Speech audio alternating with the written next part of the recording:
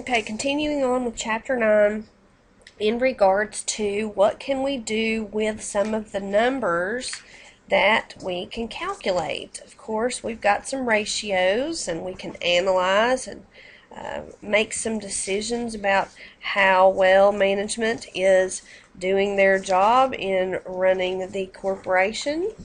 Maybe we're a stockholder and we're wanting to see how good they are, and do we want to invest our money in their stock? Maybe we're a bank and we want to see how well they're operating. Do we want to loan them money? So first of all, we've got here the return on assets is our first item. And as we can see, it is net income divided by our average total assets. And basically what this number calculates for us is what is the dollar amount of net income for each dollar of assets that the company owns and has access to use.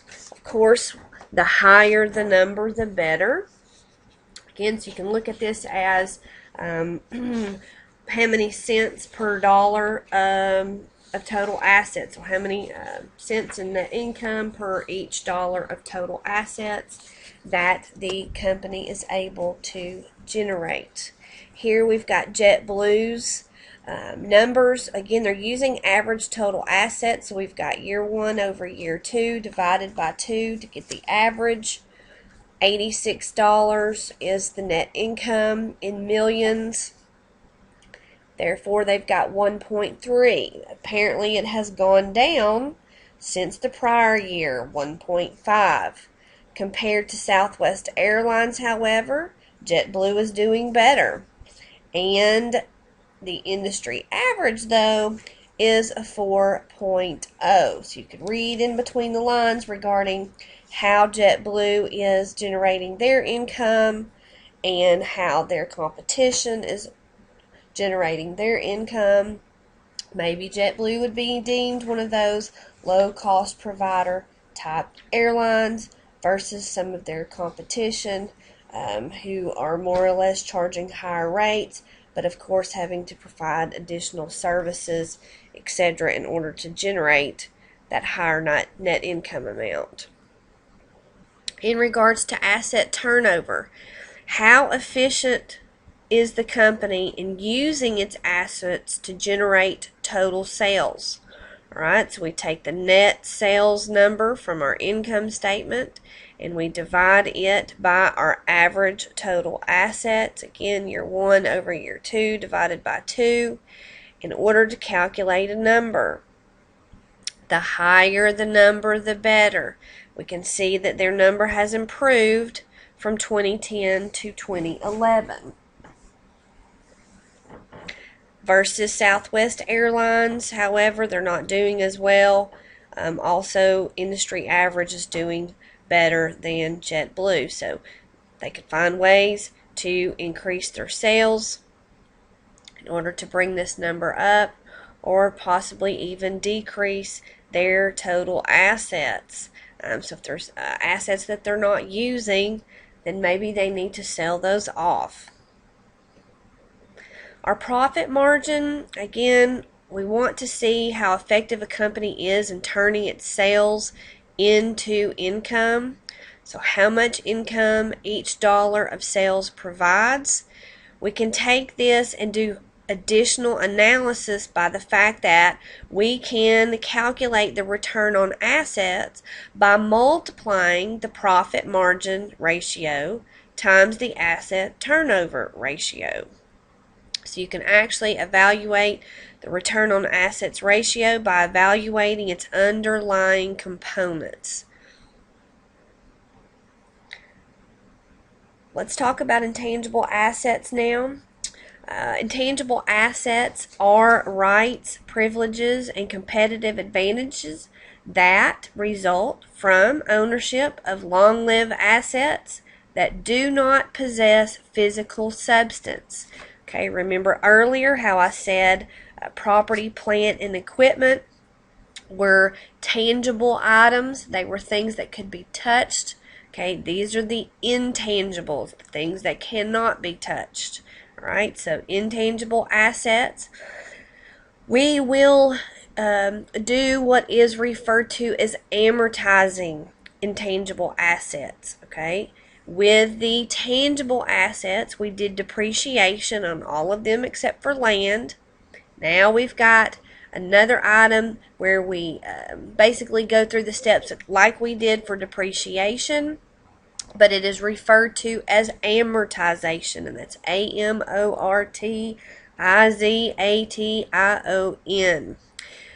We will do that amortization or amortizing of our intangible assets when we can. Limited life items are items of intangible assets that we know how many years we will be able to use them to generate revenues. However, we do have some that have an undefined life or an indefinite life. We do not know the exact number of years that we will be able to use them. On those that have the indefinite life, we will not be doing amortization. So when you start working on your homework, whether or not an item has a defined number of years available for use, that's your determining factor on whether or not you will make an amortization entry. Common types of intangibles are patents, copyrights, franchises or licenses, so the ability to run, for example, a Chick-fil-A or a Pizza Hut. You can buy franchise licenses and run those businesses based on the corporate headquarters definitions of how things have to be done, prescribed manners of prepping the food, and those types of things. Of course, there are also all those trademarks and trade names that we're constantly being bombarded with in all of the media. And then there's also an item referred to as goodwill, and we'll talk about that one more in detail here in a moment. Again, if it's got a limited life, a set number of years determined, we will amortize to expense the use of that intangible asset over that time frame. So amortizing is just like depreciation. We have amortization expense that we will debit when we go through amortizing an item. Now, one thing you need to make a note about, we are not going to have a contra intangible account, accumulated amortization. But typically, we are going to reduce the amount of the intangible asset by crediting the asset. Right? So we're just going to take it straight off the top on the balance sheet. We're going to debit on the income statement amortization expense. And on the balance sheet, it's going to have a reduced amount due to the credit in the actual intangible asset account. Now, some may actually have accumulated amortization instead, so just read your homework accordingly. Indefinite life intangibles, because we cannot calculate the foreseeable number of years on the asset, then there's really no way to calculate out an amortization expense, because we have to have that time frame, that useful life, in order to calculate it. So if we don't have a defined number of years, it has an indefinite life, then we will not do an entry for amortization. All right, patents. Patents are an exclusive right issued by the U.S. Patent Office that enables the recipient to manufacture, sell, or otherwise control an invention for a period of 20 years from the date of the grant. The initial cost of a patent is the cash or cash equivalent price paid to acquire the patent. So sometimes one company develops it and they can sell the patent to another company. If you own a patent and you have to defend the patent in a court of law, the legal cost may or may not be added to the patent account. So let's think about it here. If the legal costs incurred are due to successfully defending a patent in an infringement suit, then we add those successful legal costs to the patent account by debiting it to the patent account and then amortizing it over the remaining life of the patent. So we would have to do one of those checkup, switch the numbers around and do a recalculation like we did on that one example in the depreciation slides, where we changed an item from 10 years to 15 years, and that particular one had a salvage value change as well. We would have to do something like that in regards to successfully defending the legal cost by adding it to that patent. Research and development costs are expenditures that may lead to patents, copyrights, new processes, and new products. And due to the fact that there are uncertainties in identifying the extent and timing of the future benefits that would be received from these research and development activities, we will actually record as an expense any research and development cost. So we immediately expense out the research and development cost as we're trying to come up with the great ideas that we can use. They are automatically expensed as they are incurred.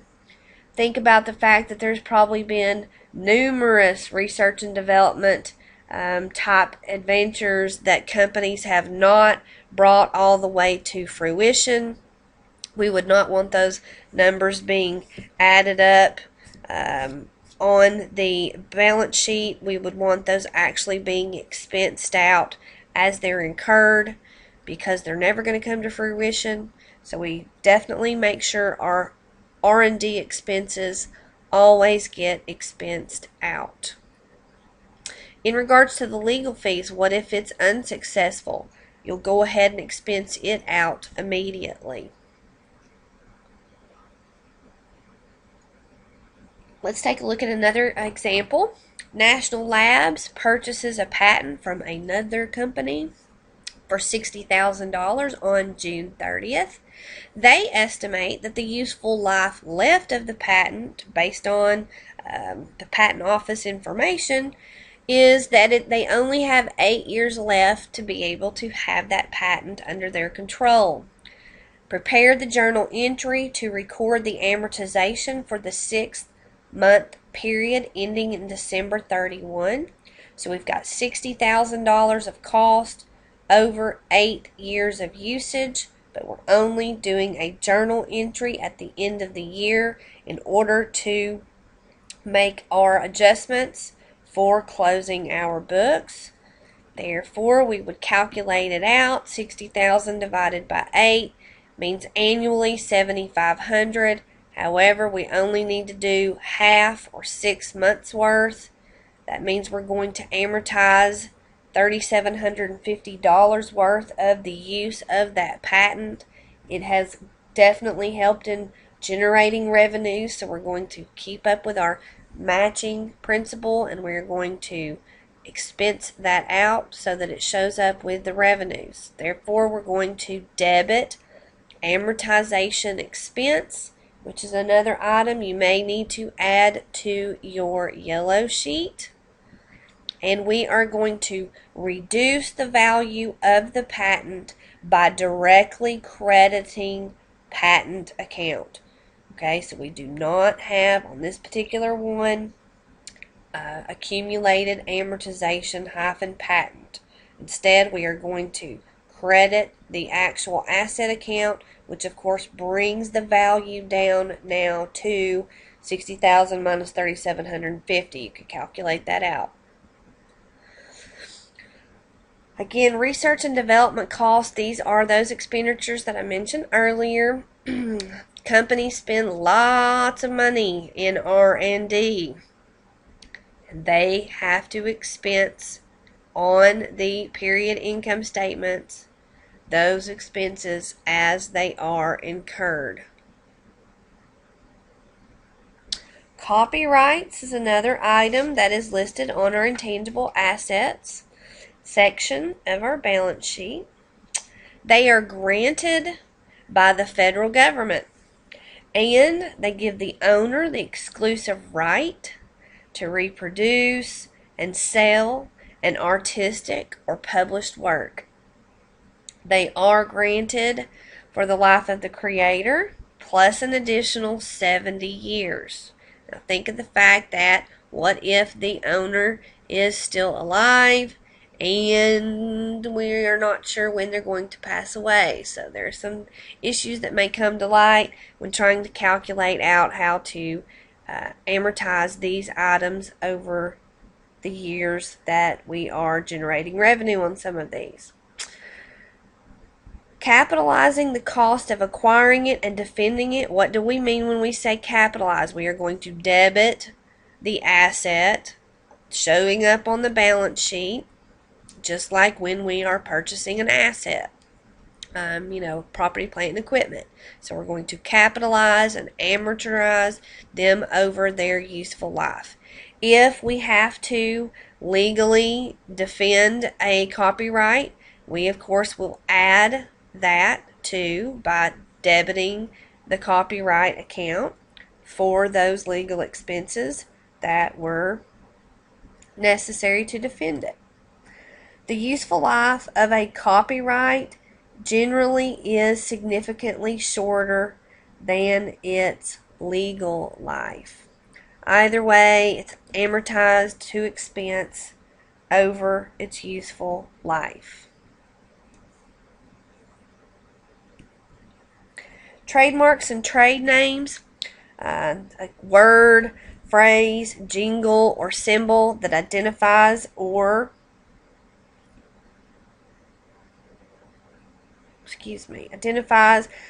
particular enterprise or product. Trade names like Wheaties, Monopoly, Sunkist, Kleenex, Coca-Cola, Big Mac, and Jeep. All of those you guys should recognize.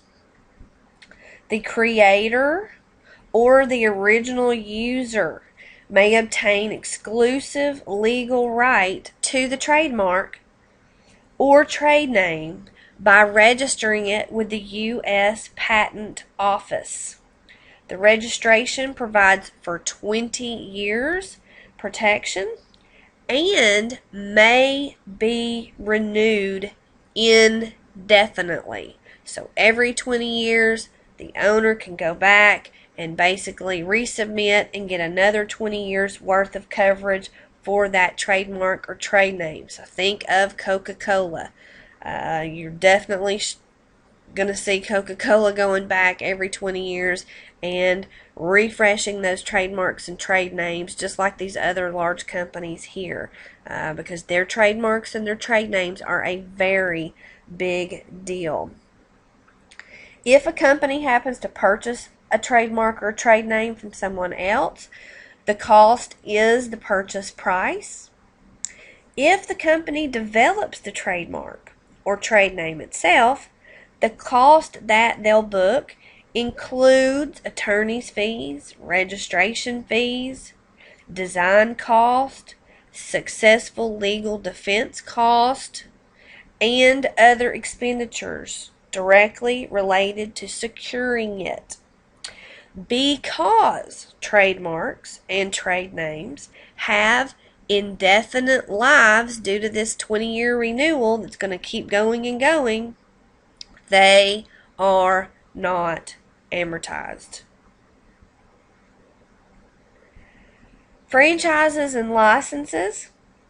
A franchise is a contractual agreement under which the franchisor, the larger company, grants the franchisee, the the right to sell certain products, to provide specific services, or to use certain trademarks or trade names, usually within a designated geographic area. Another type of franchise is granted by a government body. It permits the business to use public property in performing its services. For example, the use of airwaves for radio or for TV broadcasting. Such operating rights are referred to as licenses. Whenever we have cost that can be identified with the acquisition of the franchise or license, then an intangible asset should be recognized. So we should debit that intangible asset.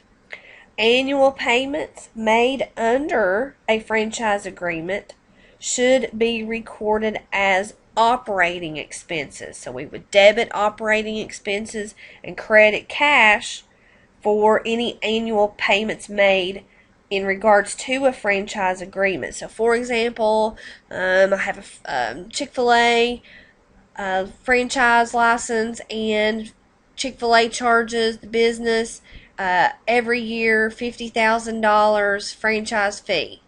Okay, debit franchise fee expense, credit cash. Okay. In the case of a limited life, okay, so again, some of these franchises may have, you only have the rights to use our logo and trade name and operating guide, etc., for 5 years for a certain dollar amount. In this case of a limited life, the cost of the franchise or the license should be amortized as an operating expense over its useful life. So let's say it was $100,000 for the franchise, and we are going to only be able to use it for 10 years. We would expense that out to amortization expense over that whole 10 years, so $10,000 a year. If the life, however, is indefinite or perpetual, meaning it continues to go and go, then the cost is not amortized. So again, your big key is, can you define the useful life in years or not? If yes, amortize. If no, don't. Lastly, we've got goodwill. And goodwill represents the value of all favorable attributes that relate to a company, including exceptional management, desirable location, good customer relations, skilled employees, etc. Goodwill is a unique item. We are talking about goodwill. It is only recorded when a business purchases another entire business. Okay, so when we give X number of dollars for the business to the prior owner and we compare it to the fair market value of the company at that time, there's typically going to be a difference in those two amounts. So we're paying more for the items than can be readily, easily identified in their fair market value, and that's because the company has a lot of extra good things about it that are not really showing up on their financial statements. So goodwill, unlike other assets such as investments, plant assets, and even other intangibles, which can all be sold individually in the marketplace, goodwill can be identified only when the business as a whole is sold. So goodwill is only recorded when there is an exchange transaction that involves the purchase of an entire business. When the entire business is purchased, goodwill is the excess of cost over the fair value of the net assets, which is assets minus liabilities. Goodwill is not amortized because it is considered to have an indefinite life.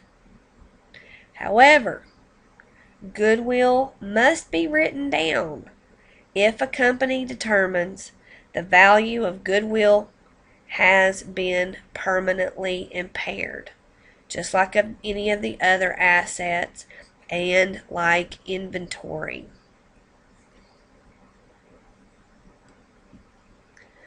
Here we can take a look at what the balance sheet looks like. Here we've got Coca-Cola. They've got their property, plant, and equipment. All items currently being used to help generate income are showing up. Of course, you've also got the accumulated depreciation. And then down at the bottom, you've got those intangible assets, noting the $4,224,000 in goodwill, showing that Coca-Cola has bought other companies in its past. Here is another set of slides regarding the declining balance of depreciation. You have already seen it. You can look through these in more detail to make sure you understand it. Recall that the declining balance is the one that we do not calculate the depreciable cost. We literally start out with the historical cost, the beginning book value, because we haven't depreciated anything off yet. So take a look at these. Make sure that you can go through and fill these out. I know you'll be seeing it on your homework. You will have some problems on the final exam in regards to the methods that we've learned in this chapter. So please do make sure that you are ready to go.